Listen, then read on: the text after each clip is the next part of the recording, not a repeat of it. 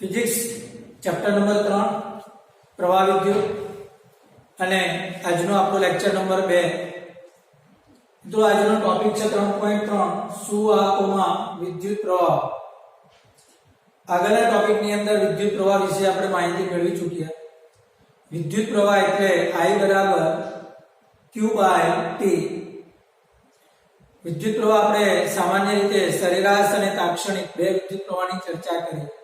સરેરાશ વિદ્યુત પ્રવાહ તો dq આપણે ડેલ્ટા q/ડેલ્ટા t અને તાક્ષણિક વિદ્યુત પ્રવાહ તો dq/dt મતલબ કે q/t.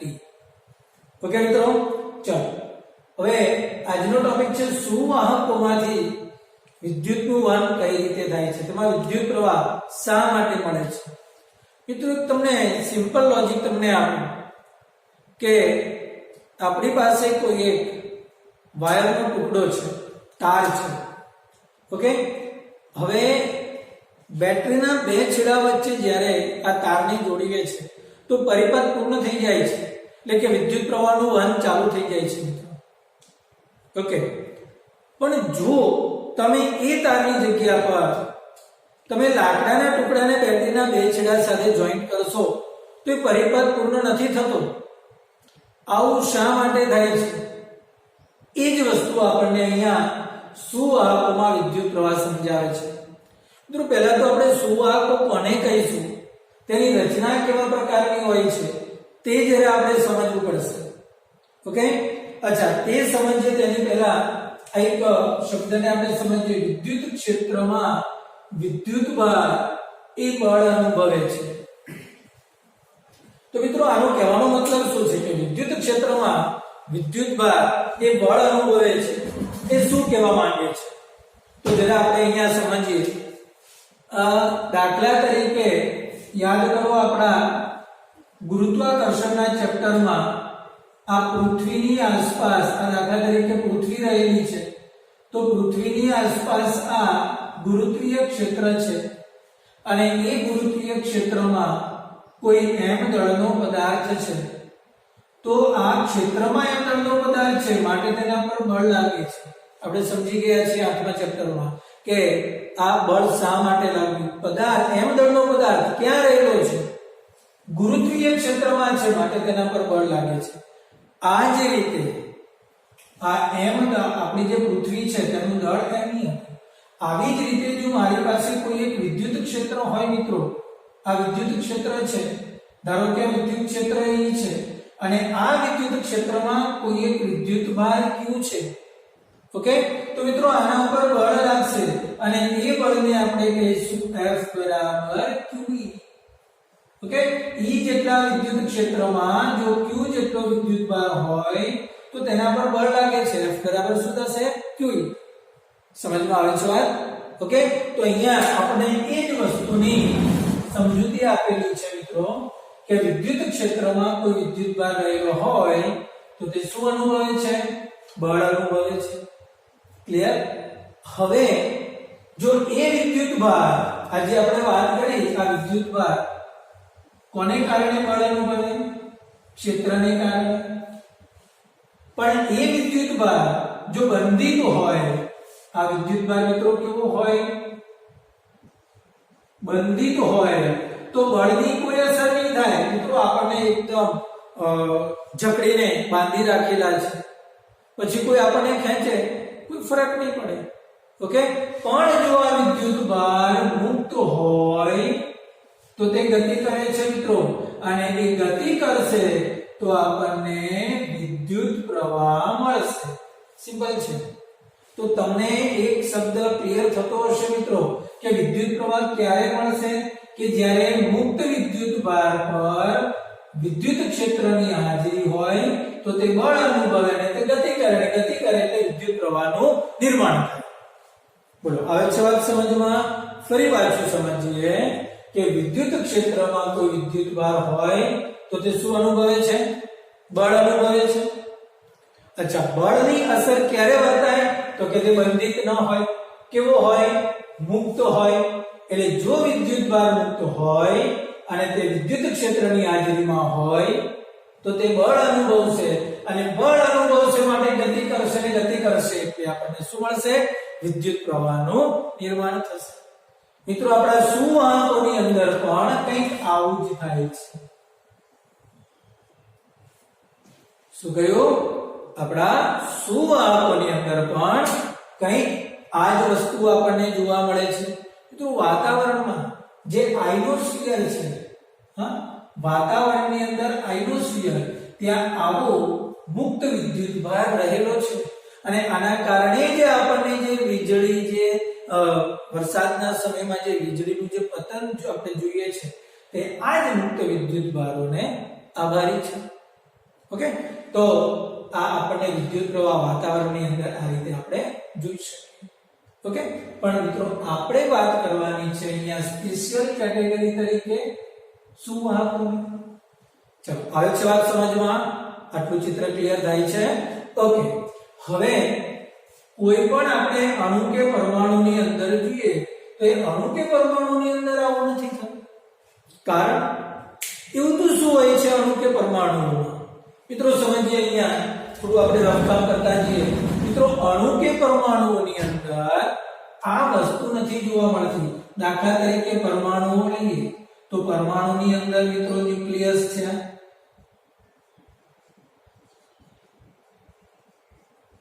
હવે આ ન્યુક્લિયસની અંદર ન્યુટ્રોન અને પ્રોટોન રહેલા છે. મિત્રો આ બંધિત છે. અચ્છા, ન્યુટ્રોનને તો કોઈ જ વિદ્યુતભાર નથી. આ પ્રોટોનને વિદ્યુતભાર પ્લસ છે અને એ પણ ખૂબ જ પ્રબળ બળથી બંધિત છે. 11મા ધોરણનું ચેપ્ટર 1 લઈ લો, ખૂબ જ પ્રબળ બળથી બંધિત છે મિત્રો. ઓકે, અચ્છા, તો આ તો ગતિ કરવાના જ નથી. રહી વાત બહાર રહેલા મુક્ત ઇલેક્ટ્રોનની. ઓકે, તો આ જે મુક્ત ઇલેક્ટ્રોન છે તે મુક્ત ઇલેક્ટ્રોન પણ મિત્રો કેટલા પ્રકારના? બે છે. એક તો બંધમાં રહેલા અને બીજા મુક્ત ઇલેક્ટ્રોન. આ એવા ઇલેક્ટ્રોન કે જે સહસંયોજક બંધમાં ભાગીદારી યુગ્મની અંદર જોડાયેલા છે. તો આવા ઇલેક્ટ્રોન આપણા માટે કામના નથી. પણ આ સિવાય કેટલાક મુક્ત ઇલેક્ટ્રોનો રહેલા હોય છે જે આપણને સુવાહકોમાં જોવા મળે છે અને તેમના થકી વિદ્યુત પ્રવાહનું નિર્માણ થાય છે. હવે વાત સમજમાં, એટલે અણુ કે પરમાણુઓના બંધારણમાં આવા મુક્ત ઇલેક્ટ્રોનો બધાની અંદર સરખી રીતે જોવા મળતા નથી. હવે વાત સમજમાં, ફરી પાછું પરમાણુઓના બંધારણમાં ન્યુક્લિયસમાં પ્રોટોન અને શું રહેલો છે? ન્યુટ્રોન રહેલો છે. આ બધા જ બંધિત છે. રહ્યા કોણ? ઇલેક્ટ્રોન. તો ઇલેક્ટ્રોન પણ કેટલા પ્રકારના? બે પ્રકારના. એક તો બંધમાં રહેલા અને બીજા બંધ સિવાયના જે મુક્ત છે. મિત્રો આપણે આવા ઇલેક્ટ્રોનોનું કામ છે વિદ્યુત પ્રવાહના નિર્માણમાં. આ ઇલેક્ટ્રોન કામ લાગશે, બીજા કોઈ ઇલેક્ટ્રોન કામ લાગવાના નથી. હવે છે વાત સમજમાં? ઓકે, તો હવે આપણે જરા આગળ વધીએ. તો અણુ કે પરમાણુમાં આવું થતું નથી. એટલે બધામાં આ સ્ટ્રેટેજી નથી, જુદી જુદી છે. અહીંયા એક તમને નમૂનો આપ્યો કે 1 ગ્રામ પાણી લઈ લો તો તેમાં 1022 અણુઓ રહેલા છે. ઓકે, હવે એક અણુમાં એક મુક્ત ઇલેક્ટ્રોન હોય તો આપણને 1 ગ્રામ પાણીમાં 1022 મુક્ત ઇલેક્ટ્રોન મળે. ઓકે, અને એ જે મુક્ત ઇલેક્ટ્રોન હોય, ઓકે, એ વિદ્યુતનું શું કરે? વહન કરે. હવે વાત સમજમાં? અચ્છા, બધામાં મુક્ત ઇલેક્ટ્રોનની સંખ્યા જુદી જુદી હોય. આ તો મેં તમને એક ઉદાહરણ આપ્યું. ધારો કે આપણે પાણીની વાત કરીએ તો પાણીની અંદર અણુ કેટલા? તો કે 1022 અણુ. પાણી એટલે આપણો H2, 2 હાઇડ્રોજન અને 1 ઓક્સિજન. ઓકે, હવે આ હાઇડ્રોજન અને આ ઓક્સિજનનું જે બંધારણ થાય મિત્રો, ઓકે, હવે એ બંધારણ થયા પછી તેમાં કોઈ ઇલેક્ટ્રોન જો આપણને મળતો નથી, ઓકે, શુદ્ધ પાણીની આપણે વાત કરી લઈએ તો તેમાં કોઈ જ આપણને ઇલેક્ટ્રોન મળતો નથી, તો તે વિદ્યુતનું વહન કરવાનો નથી. હવે છે વાત સમજમાં? કેમ? તો કે પાણીના બંધારણમાં કોઈ ઇલેક્ટ્રોન જ નથી, તો વિદ્યુતનું વહન થવાનું નથી. અચ્છા, ધાતુઓની ખાસ વાત કરીએ તો ધાતુઓમાં આવા મુક્ત ઇલેક્ટ્રોનો રહેલા હોય છે. ઓકે, કે જેની બાહ્યતમ કક્ષામાં 1 2 3 4 આ બધા મુક્ત ઇલેક્ટ્રોનો રહેલા છે. ઓકે, તો આજે 1 2 3 ઓકે, તો એ જે મુક્ત ઇલેક્ટ્રોનો રહેલા છે તે વિદ્યુતના વહનમાં ભાગ ભજવશે અને આવા પદાર્થોને મિત્રો આપણે શું કહીશું? સુવાહકો તરીકે ઓળખીએ છીએ. હવે વાત સમજમાં. તો સુવાહક શા માટે બીજા પદાર્થથી જુદા પડે છે? ચોખ્ખું ગણિત છે કે તેમાં શું રહેલા છે? મુક્ત ઇલેક્ટ્રોનો રહેલા છે. ચાલો, આટલી વાત ક્લિયર. હવે આવા સુવાહકને જ્યારે વિદ્યુત ક્ષેત્ર આપવામાં આવે મિત્રો, ધારો કે મારી પાસે સુવાહકનો ટુકડો છે. ઓકે, આ સુવાહકનો ટુકડો, આ કોઈ ટુકડો છે, તાંબાના તારનો ટુકડો જ લઈ. ચાલો, તેની આગળ અને પાછળ કોઈ બેટરી જોડેલી નથી. ક્લિયર? આ તાંબાના તારનો ટુકડો, તેની આગળ કે પાછળ કોઈ બેટરી જોડેલી નથી. તો અંદરની રચના કેવા પ્રકારની હશે મિત્રો? ઓકે, સમજો.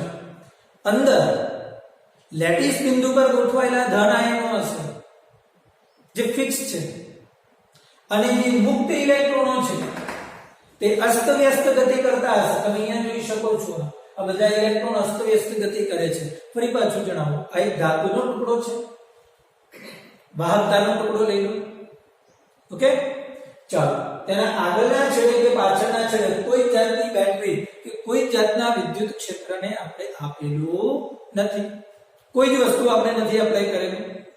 તો અંદર શું છે તેના બંધારણમાં? તો કે ધન વિદ્યુત ભાર એ લેટિસ બિંદુ પર ગોઠવાયેલો હોય. ઓકે, અને અંદર રહેલો ઇલેક્ટ્રોન તો કે અસ્તવ્યસ્ત ગતિ કરતો હોય. તમે જોઈ શકો છો આ ઇલેક્ટ્રોન ગતિ કરે છે. હવે આ ઇલેક્ટ્રોન શું કરશે? ગતિ કરે, તેના માર્ગમાં કોઈ અડચણ આવે તો અથડાઈને પોતાનો વેગ બદલે, માર્ગ બદલે અને ફરી પાછા મૂળ વેગથી ગતિ ચાલુ કરે. ઓકે, તો આ રીતે આ સીધા માર્ગ પર ઇલેક્ટ્રોન ગતિ નહીં કરે. હવે છે વાત સમજમાં. આ ઇલેક્ટ્રોન સીધા માર્ગ પર ગતિ કરતો નથી. ઇલેક્ટ્રોન અથડાતો ફૂટાતો અસ્તવ્યસ્ત ગતિ કરે. તો આવો એક ઇલેક્ટ્રોન ને ઘણા બધા ઇલેક્ટ્રોન છે. કેમ? તો કે આપણો પદાર્થ કેવો છે? સુવાહક છે. ઓકે, ઇલેક્ટ્રોન તો છે, પણ મિત્રો ખાલી ઇલેક્ટ્રોન જવાબદાર નથી વિદ્યુત પ્રવાહ માટે. ઓકે, એ ઇલેક્ટ્રોનની ગતિ કરાવવા માટે કોઈ બળ પણ જોશે. હાલ આપણે કોઈ જાતની બેટરી જોડેલી નથી. તો બેટરી નથી જોડી તો આ બળ નથી મિત્રો. હવે વાત સમજમાં. તમે બેટરી નથી જોડી તો આ બળ નથી. ઓકે, તો જે ઇલેક્ટ્રોન ગતિ કરે છે અસ્તવ્યસ્ત, પણ એ ગતિ એવી છે કે આ આડછેદમાંથી સરેરાશ રીતે પસાર થતો જે વિદ્યુતભાર છે ડેલ્ટા ક્યુ બરાબર 0 છે.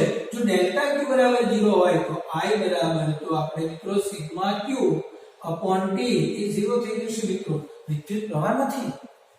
તો તાર જે આપણા ઘરમાં પડી રહેલો તાર એમને કઈ પ્રવાહ આપતો નથી. આપણને બધાને ખબર છે, લોજિક ખબર છે. તાર એમનો પડેલો હોય તો પ્રવાહ આપે નહીં.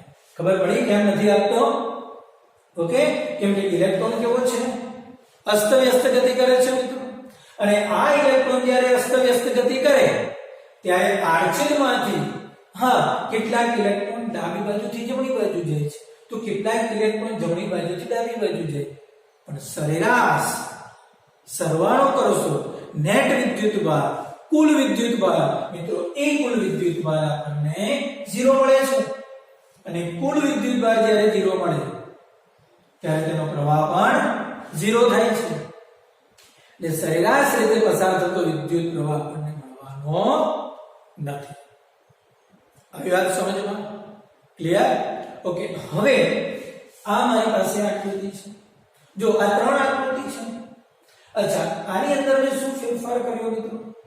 તો કે સળિયાના તારના આ બાજુ ધન વિદ્યુતભાર આપી દીધો મેં, અને આ બાજુ ઋણ વિદ્યુતભાર આપી દીધો. એટલે આ બાજુ Q+ આપી દીધો અને આ બાજુ Q- મેં આપી દીધો. શું થશે? તો અંદર જેટલા પણ ઇલેક્ટ્રોન છે ને મિત્રો એ બધા ખેંચાશે. ક્યાં? +Q મારફતે આકર્ષણ થશે. ઓકે, અને આ -Q મારફતે અપાકર્ષણ. એટલે બધા જ ઇલેક્ટ્રોન આ બાજુ આવશે. મતલબ કે વિદ્યાર્થી મિત્રો આ જે આડછેદ છે તે આડછેદમાંથી આપણને કઈ વિદ્યુત ભારની ગતિ મળશે, મતલબ કે I મળશે, પણ એ I મિત્રો ક્ષણિક હશે. જેવા આ વિદ્યુત ભાર અહીંયા પહોંચી જશે, આજે બધા જ ઇલેક્ટ્રોન અહીંયા પહોંચી જશે, એટલે આપણો આ વિદ્યુત પ્રવાહ બંધ થઈ જશે. ઓકે, એટલે આ જે તમે જોઈ શકો છો પ્રવાહ ખરો, તમે બળ પણ એપ્લાય કર્યું, બળ પણ લાગ્યું અને ઇલેક્ટ્રોન હવે જો આવ્યા પણ ખરા, પણ ક્યાં સુધી? તો કે જ્યાં સુધી અહીંયા ઇલેક્ટ્રોન હતા. હવે તો ઇલેક્ટ્રોન છે જ નહીં, જેટલા પણ મુક્ત ઇલેક્ટ્રોન હતા તે આવી ગયા. તો હવે તો અહીંયા બળ લાગશે, પણ હવે બળને અનુભવ કરવા માટે ઇલેક્ટ્રોન નથી. ઓકે, તો જો બે વસ્તુ થઈ, ઇલેક્ટ્રોન પણ જોઈએ અને બળ પણ જોઈએ. જો માત્ર બળ કામ લાગવાનું નથી, બળ લાગે છે નો ડાઉટ, ઇલેક્ટ્રોન નથી. ઓકે, અને અવાહક હોય, અવાહક તો ત્યાં પણ ઇલેક્ટ્રોન નથી. અચ્છા, અહીંયા ઇલેક્ટ્રોન છે પણ બળ નથી. આવી વાત સમજમાં? ઓકે, ચાલો આ ત્રીજી આકૃતિ તમે જુઓ. હું કઈ એવું કામ કરું કે આ બાજુ જો અહીંયા આ ધન અને આ માઈનસ અને એ બેટરી જોડી આપું.